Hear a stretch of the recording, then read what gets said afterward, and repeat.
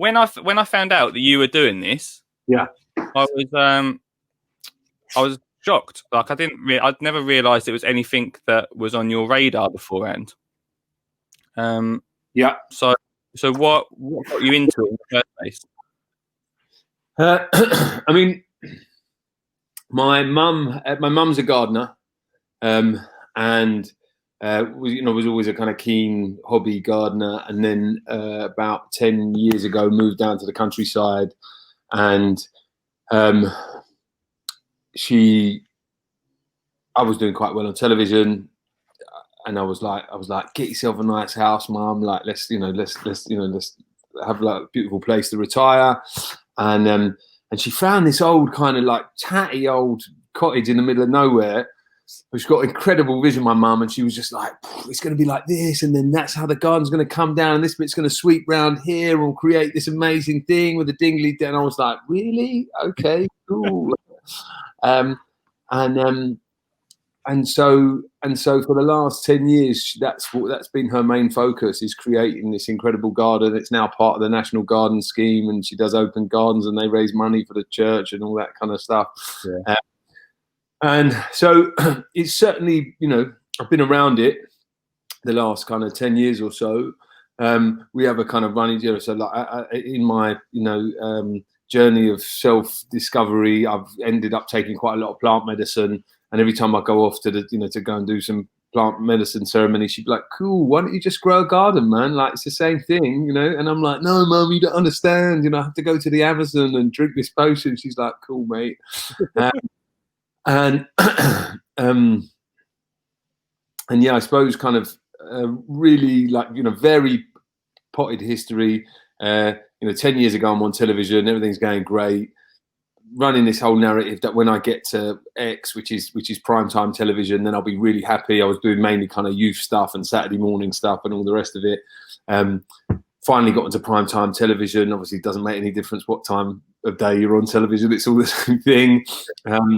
And just wasn't really feeling fulfilled and was feeling a little bit kind of anxious about society and where we were going and where we headed and what my contribution to that was. And frankly, at that point, I was making kind of game shows, and none of the well, I don't know, none's maybe a sweeping statement, but it's my opinion that not many of the main kind of decision makers in the world are sitting at home watching game shows. Game shows primarily is distraction for poor people. Mm-hmm. And when you're watching the world go and you're kind of complicit in selling distractions to everybody, it doesn't feel very good, Yeah. And so then I kind of recognized that I needed to, do some stuff and I needed to help and I needed to be part of the solution. And I kind of radically changed my life and, said to my agent, I'm not going on telly for a bit and I'm going to sell my house and I'm going to get rid of my team and I'm just going to go and, figure out who I am and what's important to me.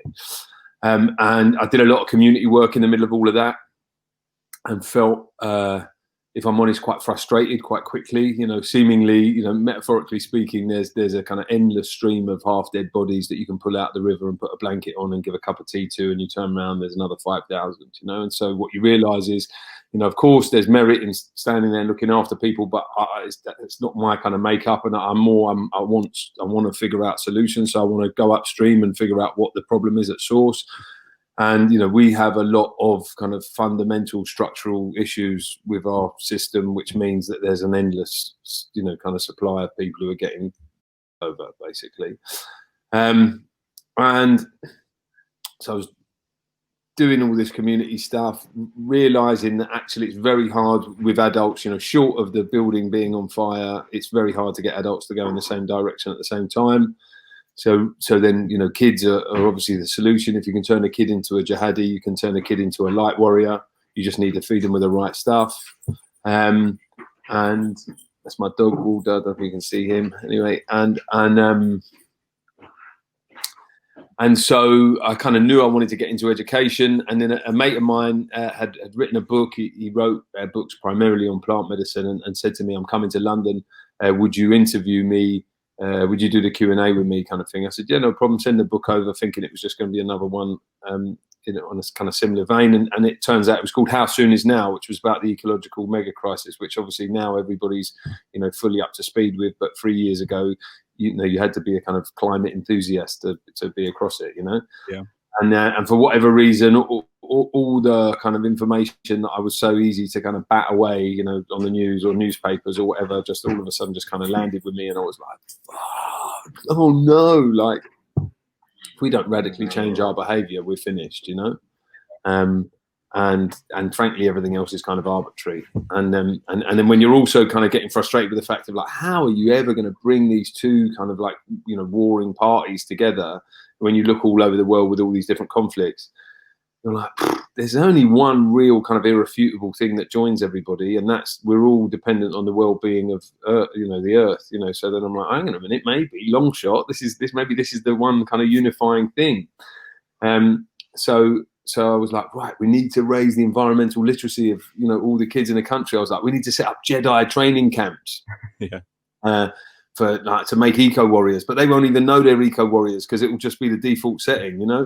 So I rang my mate, who's a headmaster of a big comprehensive up in North London, and started, babbling away on the phone. He's like, all right, mate, why don't you come and see me, and then we'll have a talk about it. Anyway, I went up there. He really liked the idea, and he said, as it happens, that the school that we're involved with is called the Totteridge Academy. It's right at the end of the Northern Line, so right at the kind of top end of London, just as you're getting into Greenbelt territory.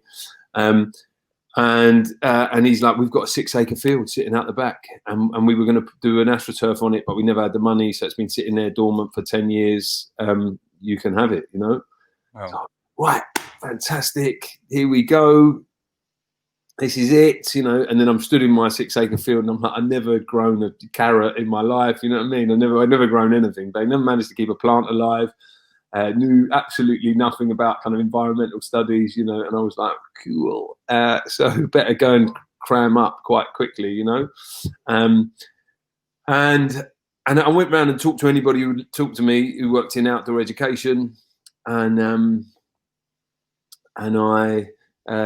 pretty much across the board, they all said, look, if you really want this thing to work, don't make it 100% around just growing vegetables, because some people get turned on by that, and some people just it's not their thing. Really, if I was going to do my thing differently, I would I'd take a kind of 360 holistic approach to the well-being of the child.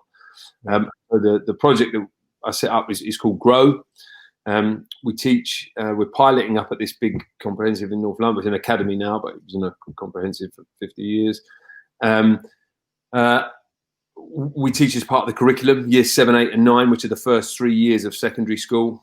We get an hour a week with them, and that's a kind of shop window to get our curriculum in front of them. And then if you like that, we do after school stuff and weekend stuff and extracurricular. And so Grow over the course of the last year or so has kind of shape-shifted various times, but I think we've kind of settled on it now, and so we've broken it into there's 4 kind of modules. That's 5. There's 4 modules. The first one is Ground, which, as the name would suggest, is about food growing and looking after animals and getting outside and environmentalism and forest school and all that good stuff that that's what you do for a living. And then we have Flow, which is all about getting into flow state, into your highest vibration. So, breath work, yoga, mindfulness, just really getting yourself in touch, getting in touch with yourself, really. So you give yourself kind of solid foundations. And then we got Think. So unfortunately, a lot of the, because of the focus on getting kids through exams, a lot of the creativity and the critical thinking is knocked out of them.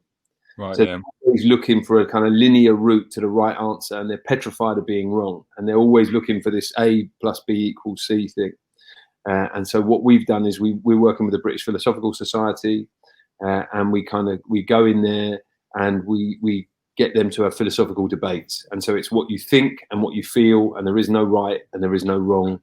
And you get used to talking to each other and building on each other's ideas, and the next thing you know, clack clack clack clack clack, A plus B equals Z minus 1, P X Y, and it's amazing to watch the kids, really really watching their imaginations go wild, and it's quite, it's also slightly depressing. Like when we've done it with older kids in the school, they really struggled.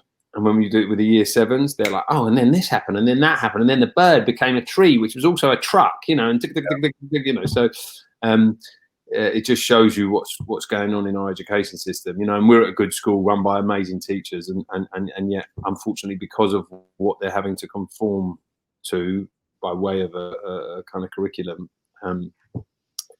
in the end, it kind of beats a lot of the, you know, critical creative thinking, as I say, out the kids. And then finally, the final module is Thrive. And so essentially, ground, flow, think is what you're doing. And then you take all of your learning in that, and then you go and put it into your own life. And you join one of our clubs, whether that's a YouTube club or a gardening club or a boxing club or whatever. And that's the Thrive section. So that's you taking what you've learned and going out into the real world with it. Taking control of it. And that's it, mate. Okay. You know? Did you literally just start it and then that sort of come from it? Was it just like to begin with, just growing and then?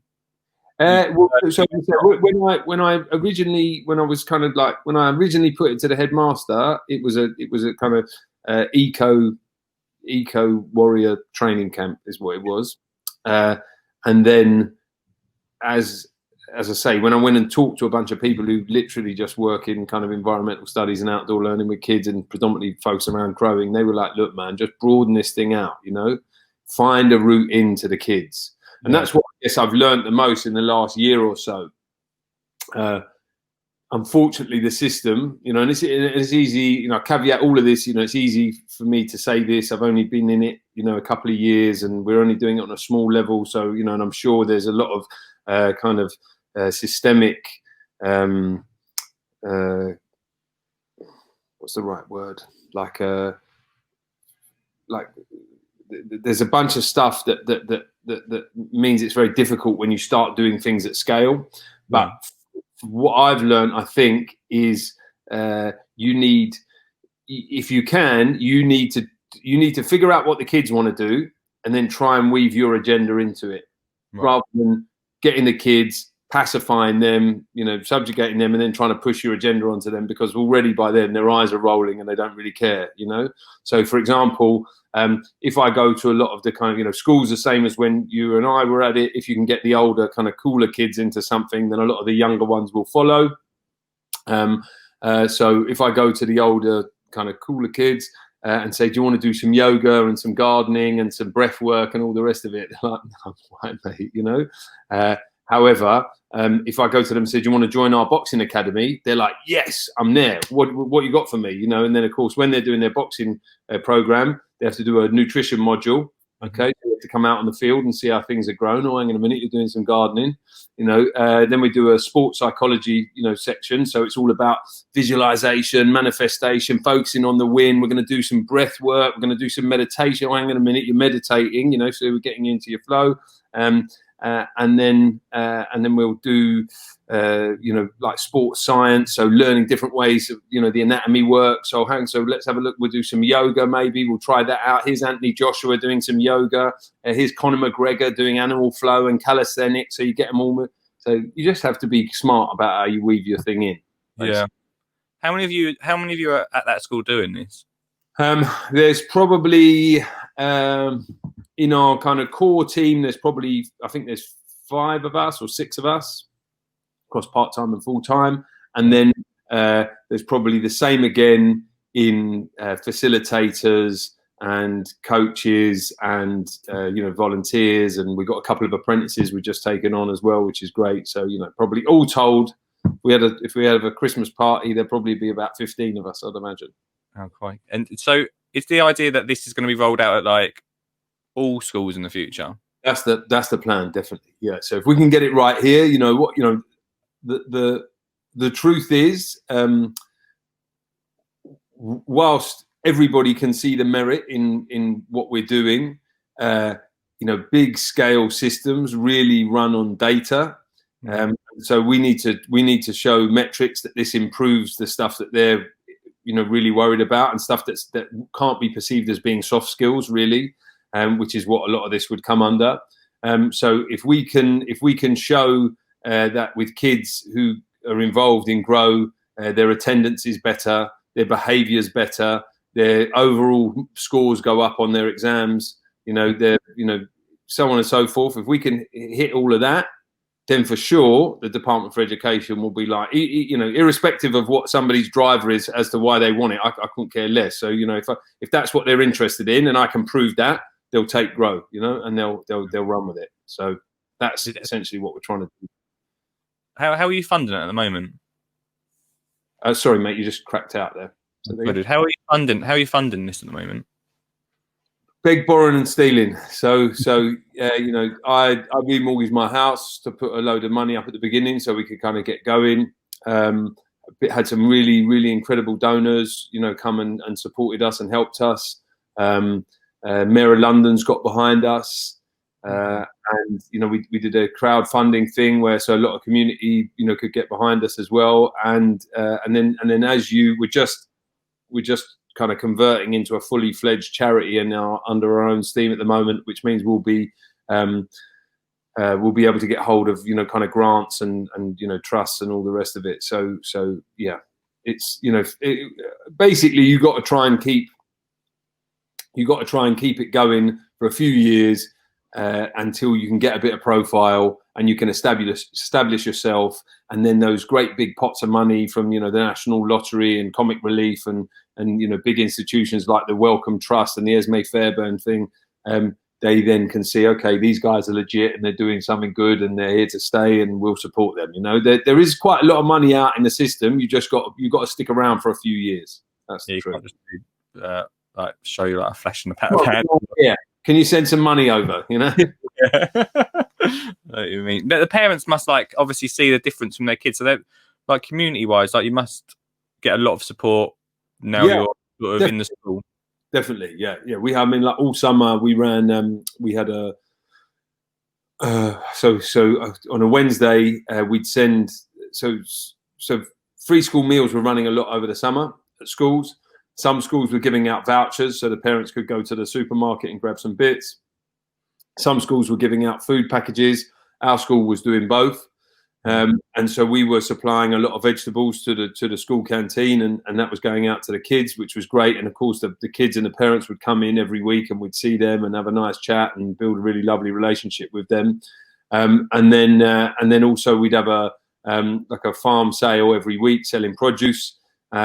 And I'm not going to tell you there was 100 people lining up down the street, but every week different parents, different kids, everybody coming back, come and have a look around the field, play with the chickens, or I don't know how you play with chickens, but interact with the chickens. And yeah, and it was lovely, and you definitely feel it. You feel like anything in life, there's no I haven't got a kind of like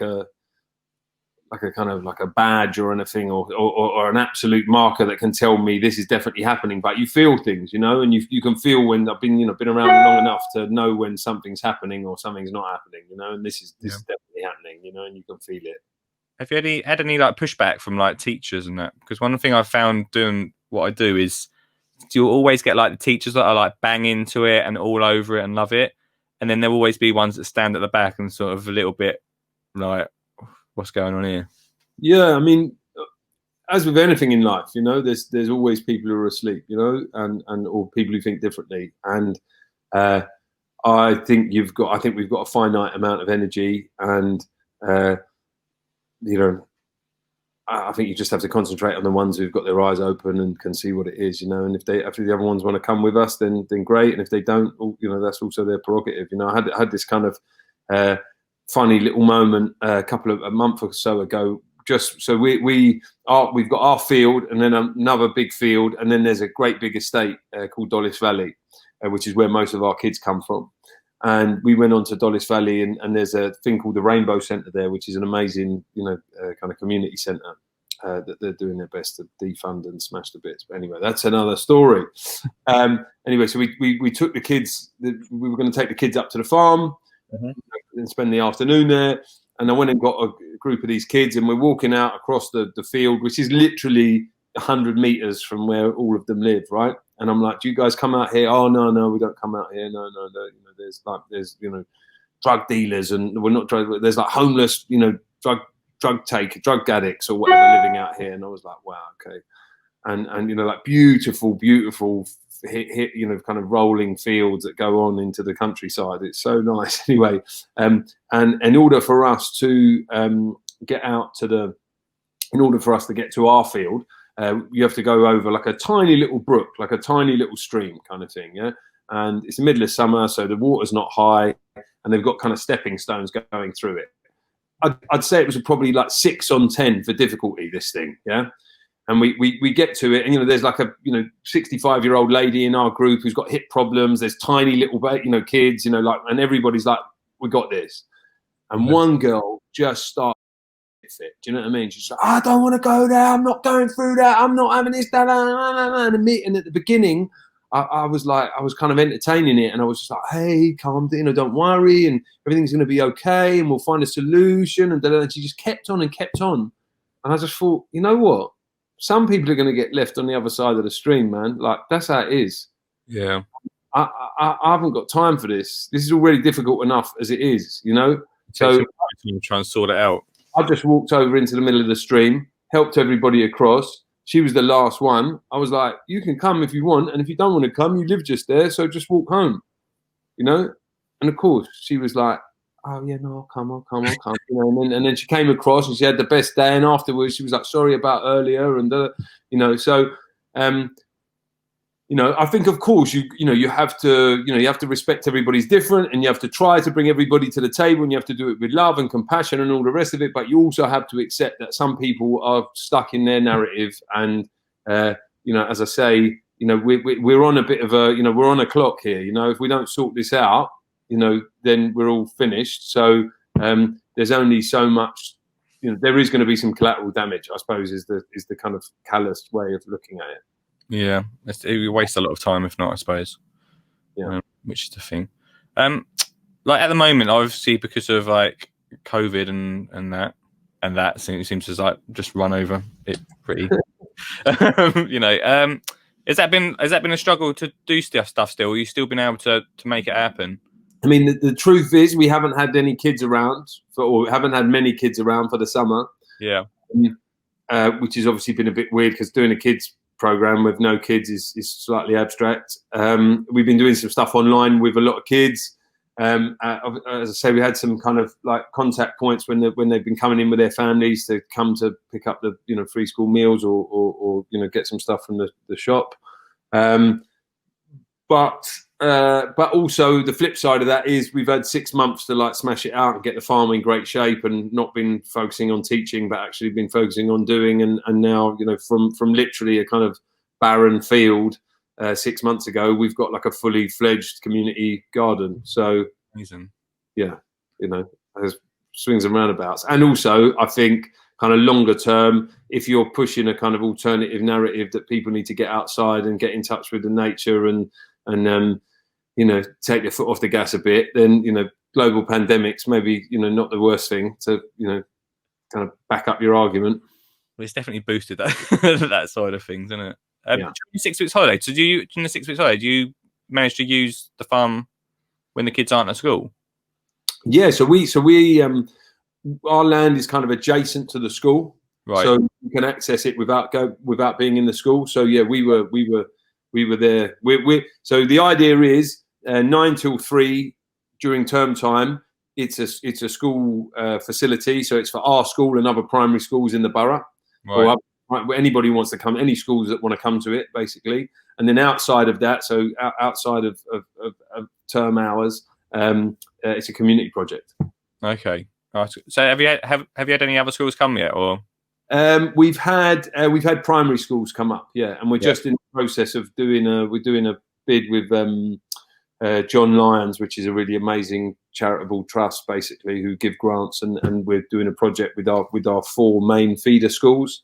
So if we get that, we'll know in November if we get that, and then that will mean we've got a 3-year kind of firm funded project of getting the kids up to school, and that make it easier to concentrate on the other stuff.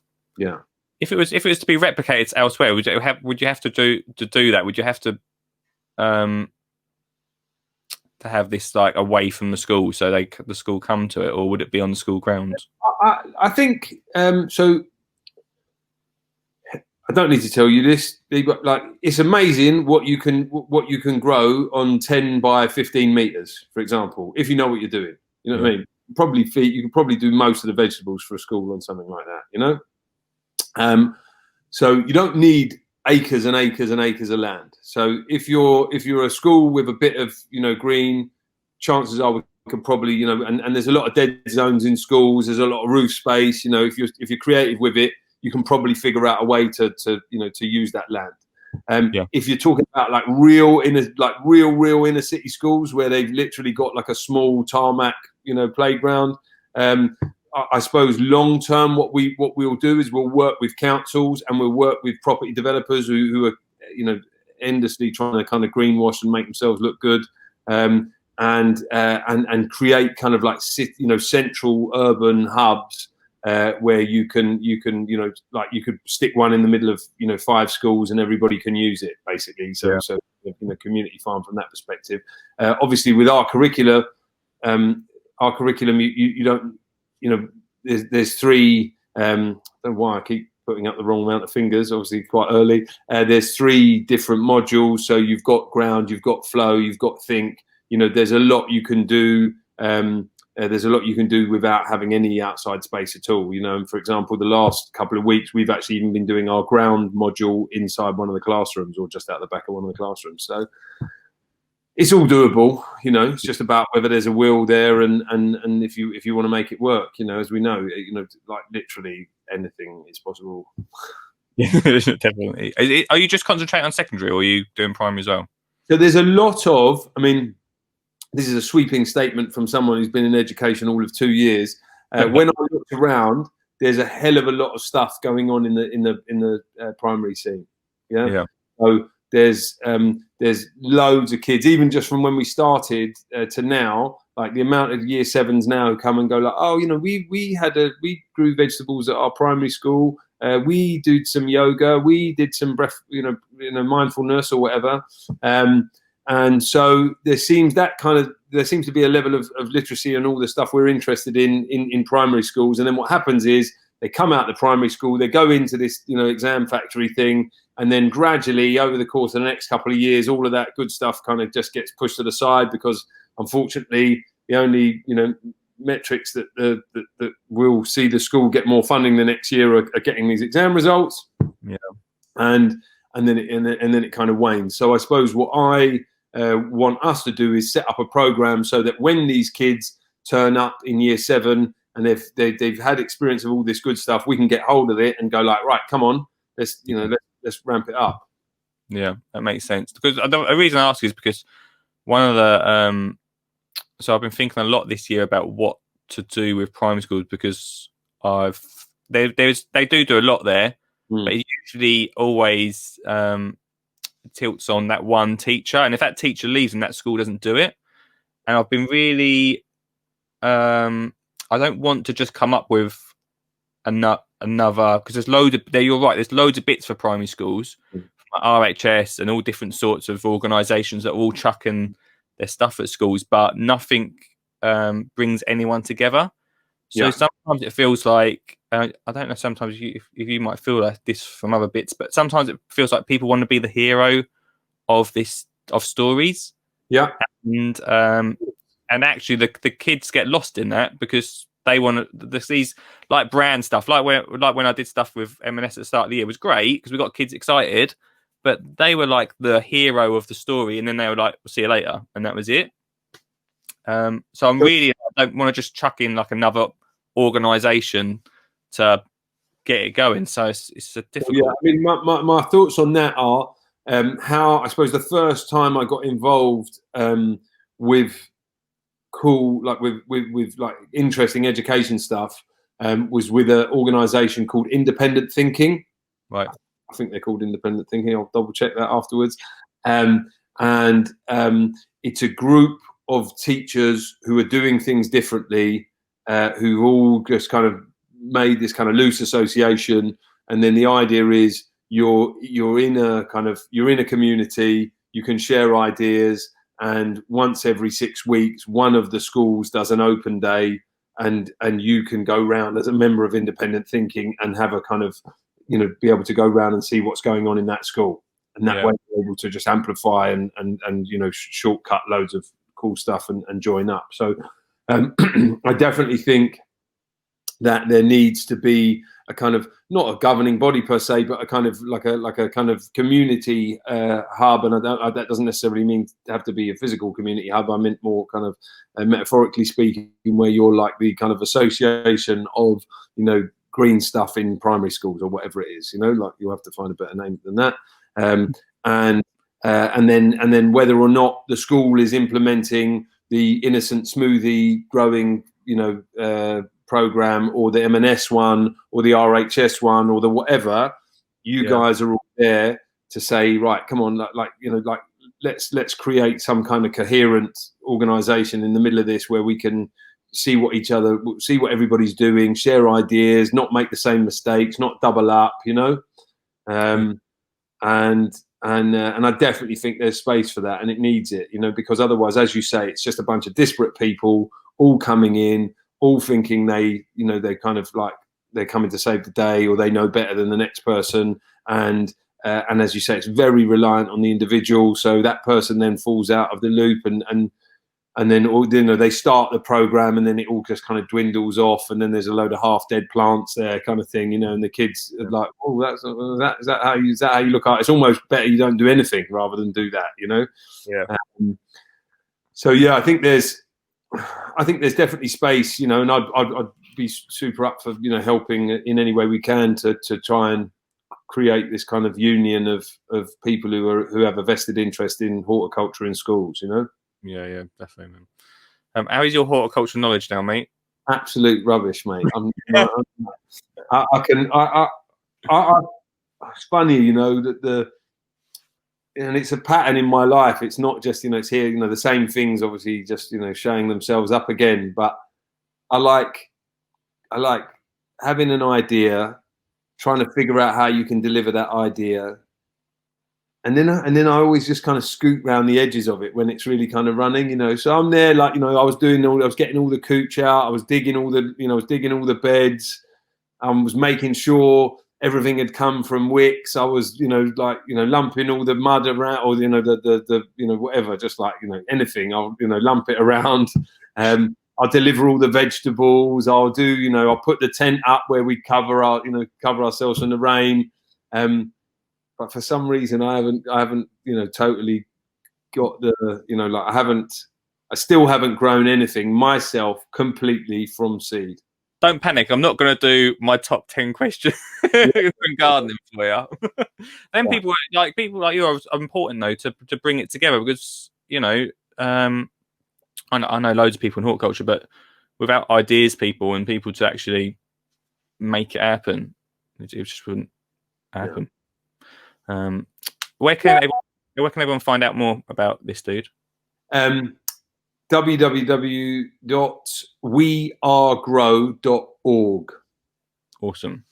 I need to come is at wearegrow and loads of underscores. Awesome. Thanks so much, dude, for coming on the podcast. Wicked, man. Thank you for having me. And as and when you're coming to London, man, we'd love to have you up to the school. And if you want to knock heads about how we could create some kind of it's not even a governing body, but just some kind of way of some way of holding the space and letting everybody come and share ideas. Definitely check out that independent thinking as well. They're really cool. Even they're really cool just to be part of that and go and see some schools and see how people are doing things differently. It's wicked. Yeah, well, it's fun because it's funny you say that about the because when I did this tour, we were obviously getting all the pots and getting the kids gardening, and then they showed me around the schools afterwards, and they were showing me all the other campaigns with the dead plants, and I was like, great, right, see you later. We did a documentary on it, and literally by the end it was like, I feel like I'm part of the problem. Yeah. And so yeah, that's the thing, you've got to sort of yeah, but you know what, it's all that's how we learn, man, you know. And you know, and there's so many good intentioned people, you know, like things are successful, I think, because of systems, you know, like that's how you make things successful. And you can have loads of good ideas and you can have loads of energy and you can have loads of goodwill and all the rest of it. But if you don't put the right systems in there, it all just kind of like blah in the end, you know, and like that kind of rigor and organization and all the rest of it, and it's dull, and you know, and you're like, oh god, is everything, you know, but like that's what makes things function smoothly, you know. Yeah.